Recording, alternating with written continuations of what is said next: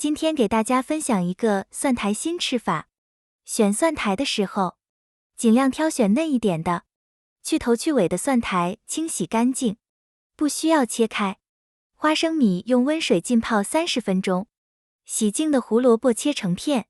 提前泡发好的木耳，先清洗干净，根部的硬蒂去掉，太大的撕成2半。开水里放几滴食用油，放入切好的萝卜片。洗干净的蒜苔，共同焯水1分钟。焯水后的蒜苔吃起来不会太辣。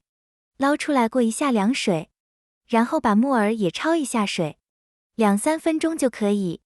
也过一下凉水。然后是花生米，花生米不要煮得太烂，3-4分钟去一下腥味就可以。焯过水的蒜苔，把它撕成细一点的丝。沥干水的木耳和花生米。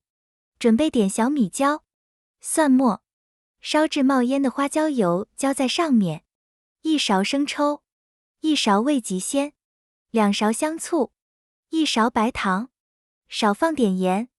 焯好水的胡萝卜摆成一圈，酸脆爽口的小凉菜。上热菜之前来一盘它，吃一口一定会让你食欲大增。做法也特别简单，喜欢的朋友可以试一下。